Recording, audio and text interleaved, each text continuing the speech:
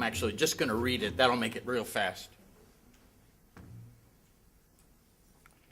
The past few years, I have sadly witnessed a growing number of personal attacks impugning the integrity, character, and credentials of the late Raymond N. Rogers, STIRP chemist from Los Alamos National Laboratories.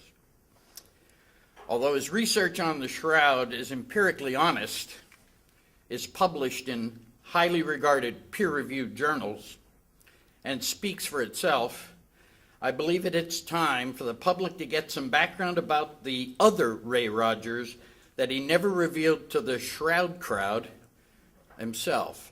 This is the primary purpose of this short presentation.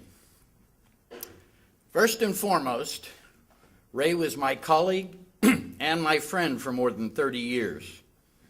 He wasn't the easiest man to get along with, especially if he witnessed some bad science taking place in his presence. In fact, I had dubbed him the gunfighter during our examination of the Shroud in 1978. Interestingly, Ray never talked about his work at the laboratory to his Shroud colleagues, and he never talked about the Shroud to his colleagues at the lab. He kept them completely separate from each other, and I didn't know that until after he died. I think it's important, before I go any further, to give you some background information about Ray Rogers. On his 13th birthday, Ray's father, the chief chemist at an oil refinery, was killed in a tragic explosion. 2 years later, at the start of World War II, many men at the refinery left their jobs to join the war effort, leaving the facility without qualified workers. Already recognized as extremely gifted in chemistry, Ray Rogers was chosen to become the chief chemist at the refinery where his father had worked. He was 15 years old. In early 1945, Ray lied about his age. He was only 17, and he enlisted in the U.S. Navy to join the war effort himself. After the war, Ray went to college in California, but did his graduate work at the University of Arizona, working in both chemistry and archaeology. He first came to Los Alamos in 1952. He became the group leader for the Explosives Research Group and was named a Laboratory Fellow in 1981. That program was created in 1981 to recognize scientific excellence, and only 22 men were selected for that first group, including Ray Rogers. He received a Distinguished Performance Award in 1984 from the Los Alamos National Lab and retired in 1988. He was the member of the United States Air Force Scientific Advisory Board from 1987 to 1991 and received a decoration for exceptional civilian service from them. And here's what it reads. You can read it yourself. I'm going to go right past that. Finally, here's a quote from a summary Ray wrote describing how he got involved with the Shroud. I developed a method for fluorine analysis of archaeological bone samples and became involved in museum conservation problems, leading to an invitation to work on the Shroud of Turin project.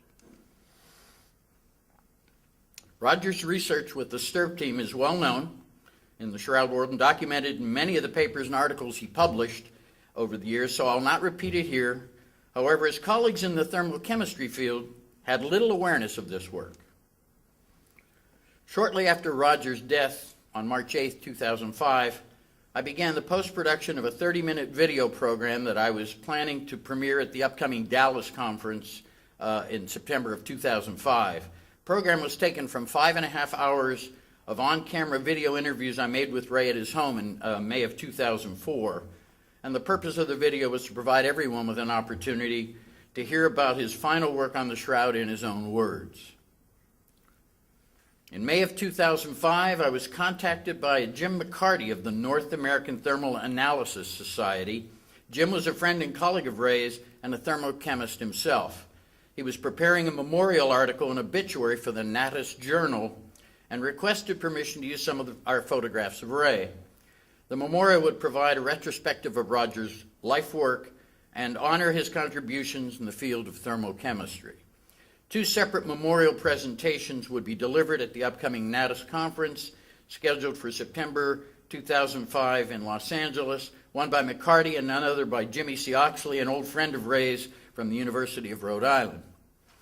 During our conversations on the subject of the photographs, the subject of the video came up, and Jim immediately put me in contact with the man named Larry Judovitz, who is the organizer of the Natus event.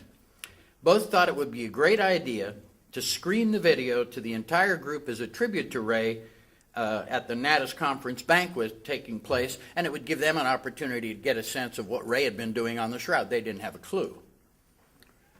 I was deeply honored to be given such an opportunity and agreed to attend. After a wonderful dinner, I presented the DVD program. Although Natus is primarily a North American group, it turns out there were scientists in attendance from all over the world, including Europe and Asia. And it wasn't until after I finished the screening that I received the biggest surprise. They set up a microphone, and for the next hour and a half, scientists from all over the world at this meeting came up to share their personal stories about Ray and his impact on their education, careers, and the thermochemistry field itself. I wish I'd been videotaping that event, because the praise, respect, and accolades by his peers were overwhelming. I just couldn't believe it. The most common theme I heard was that Ray had been a mentor and a teacher to many of these scientists. He was a pioneer in his field that broke new ground in thermal analysis of explosives, but was equally loved for his willingness to help his colleagues when the need arose. Many praised him in very emotional terms, and it was obvious he meant a lot to them. And those of us who are members of the Shroud Science Group know how patient he was when some of us showed our stupidity, and he would patiently repeat and repeat to help us understand. In one of his emails, Larry Judovitz summed it up very nicely. This is a thermochemist, the guy that's the head of that Natus conference. Ray was a rare species, a genuinely objective scientist who sought the truth, whatever it might turn out to be. And that's the Ray Rogers that many of us were lucky to know personally, and why I felt the need to make this presentation. Rogers would have been the first one to agree that criticism and disagreement were part of the scientific method. But unlike some of his critics, he never made ad hominem personal attacks on their integrity. Now, he might attack their science, but never the scientist himself. Of course, we all know Ray, and Ray did often refer to non-scientists as the lunatic fringe, particularly when they were postulating on scientific matters about the Shroud beyond their expertise. However, if you knew him at all, you understood that his bark was far worse than his bite, and in the end, he helped anyone with a sincere interest in the truth. If you'd like to read the article by Jim McCarty, this will get published. You'll be able to click on the link and go read that. Read what his own field wrote about him in the Natus Journal. He was really a leader of that organization and that field of chemistry. Now, Ray would have welcomed the many critiques of his research that have been published in the ensuing years, and would have defended the rights of those who disagreed with him to do so and say so publicly, whether they were right or not. In the end, however, Ray was much more than the mid-level scientist that some of his most vocal critics have labeled him. He was a true leader that consistently demonstrated his knowledge, honesty, and scientific integrity, not only in his chosen field, but in every facet of his research on the Shroud of Turin. Anyone who says otherwise is simply wrong. Thank you.